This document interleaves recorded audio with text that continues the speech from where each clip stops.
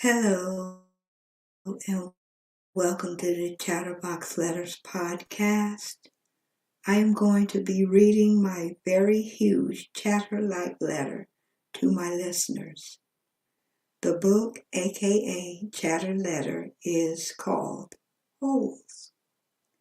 I hope you will enjoy as I read Holes in audio format. I will be reading chapter by chapter, so it seems interesting as you are curious to know the whole story at its entirety. Introducing Holes by Louis Sachar. I will be reading chapter 25. Okay, let me go ahead and locate chapter 25. All right, here goes. There was a doctor in town of Green Lake 110 years ago. His name is Dr. Hawthorne, and whenever people get sick, they would go to see Dr. Hawthorne. But they would also see Sam, the onion man. Onions, sweet, fresh onions, Sam would call as he and his donkey, Mary Lou, walked up and down the dirt roads of Green Lake. Mary Lou pulled a cart full of onions. Sam's onion field was somewhere on the other side of the lake. Once or twice a week he would row across the lake and pick new batches to fill his cart. Sam had strong arms, but it would still take a day for him to row across the lake and another day for him to return. Most of the time he would leave Mary Lou in the shed, which the walkers let him use at no charge. But sometimes he would take Mary Lou on his boat with him. Sam claimed that Mary Lou was almost 50 years old, which was and still extraordinarily old for a donkey. All right, next page. She eats nothing but raw onions, Sam would say, holding up a white onion between his dark fingers. It's nature's magic vegetable. If a person are nothing for raw onions, he could live to be 200 years old. Sam was not much older than 20, so nobody was quite sure that Mary Lou was really as old as he said she was. How would he know? Yes, how would he know how old that donkey is? Still, nobody ever argued with Sam, and whenever they were sick, they would go not only to Dr. Hawthorne, but also Sam. Sam always gave the same advice. Eat plenty of onions. He said that onions were good for the digestive and the liver, the stomach, the lungs, the heart, and the brain. If don't believe me, just look at old Mary Lou here. She has never been sick a day in her life. He also had many different ointments, lotions, syrup, and pastries, all made out of onion juice and different parts of the onion plant. The one cured asthma. The one was for warts and pimples. Another was a remedy for arthritis. He even had a special ointment he claimed would cure baldness. Wow, cure baldness? Jesus Christ.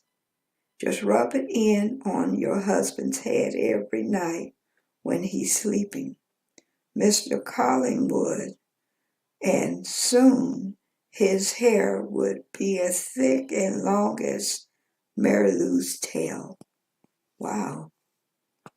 Dr. Hawthorne did not resent Sam.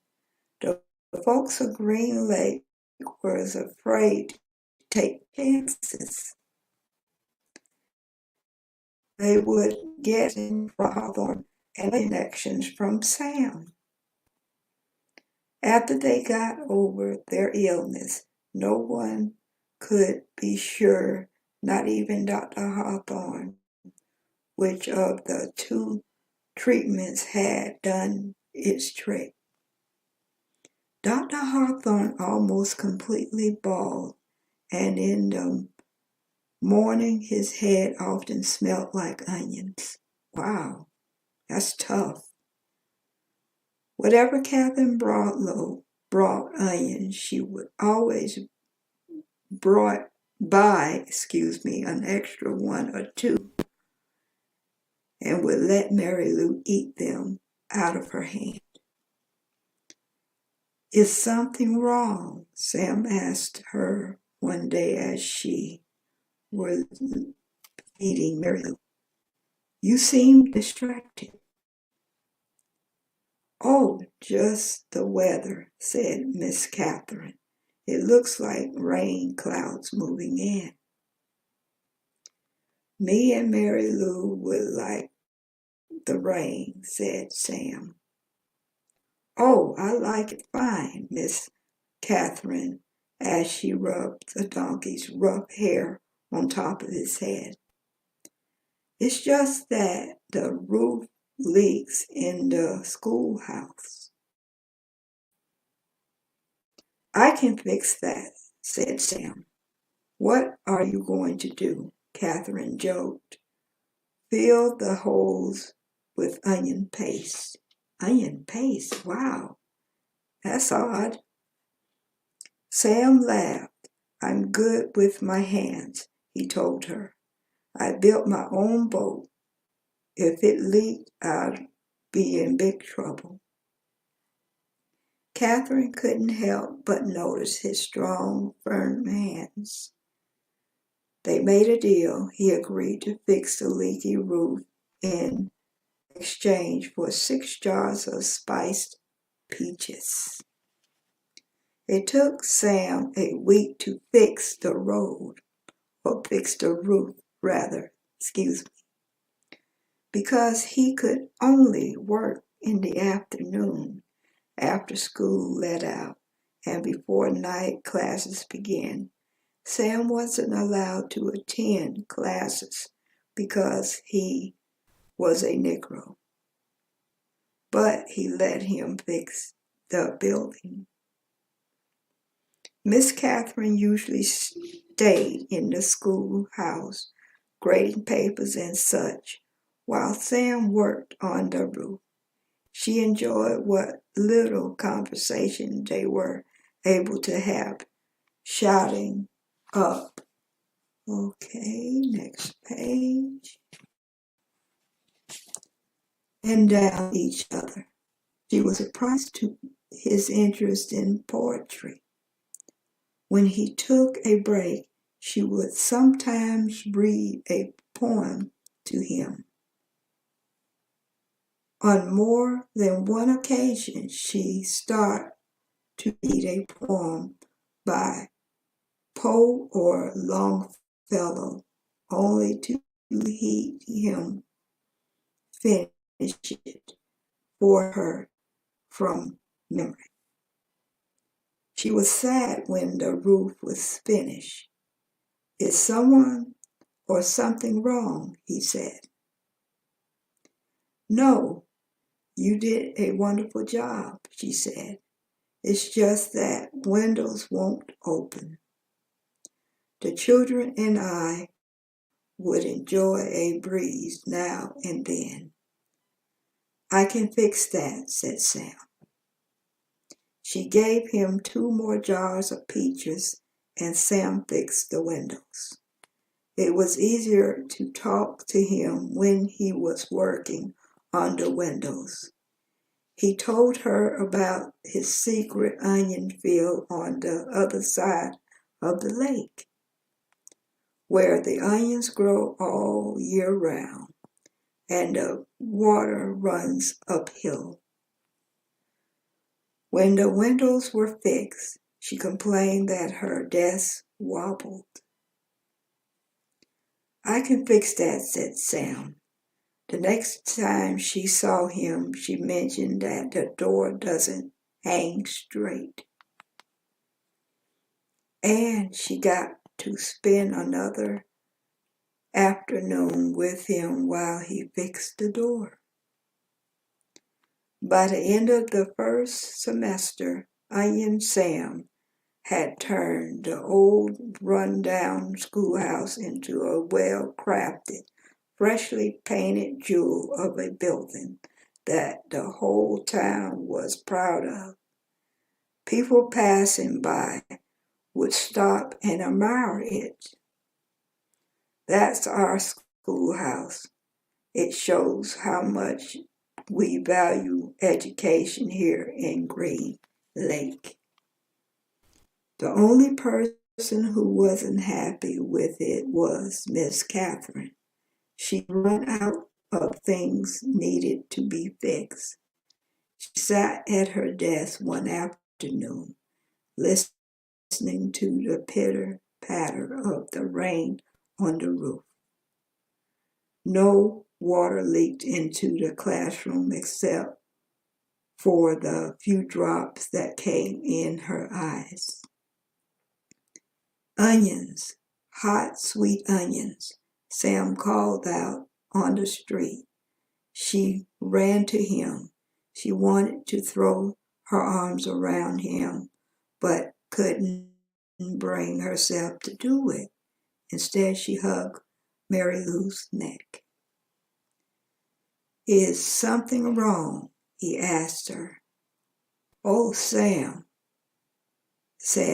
she said, "excuse me. My heart is breaking." "I can fix that," said Sam. She turned to him. He took hold of both her hands and kissed her.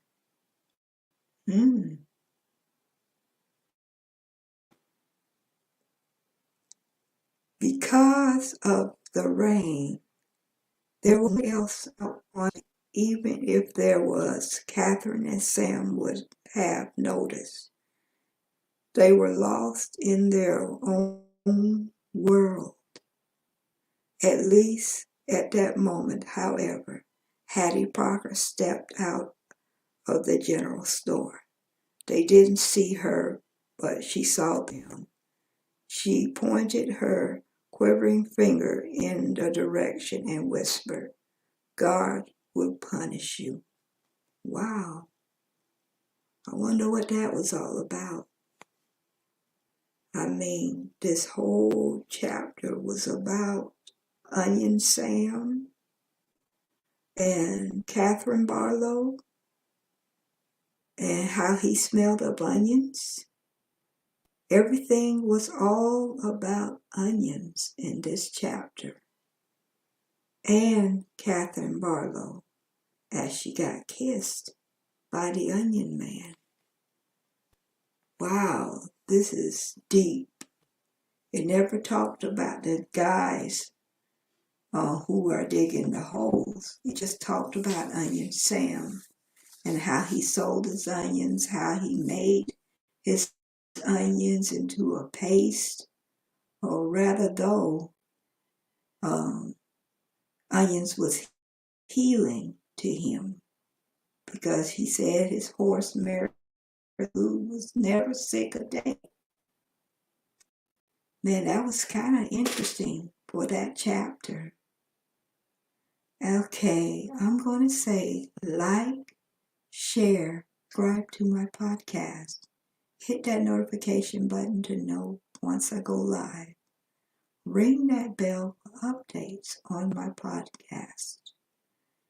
If you have a chatter letter that you would like to send to me or have broadcasts on my podcast, send your chatter letter to the Chatterbox Letters Podcast, Post Office Box 5556, Lakeland, Florida 33807.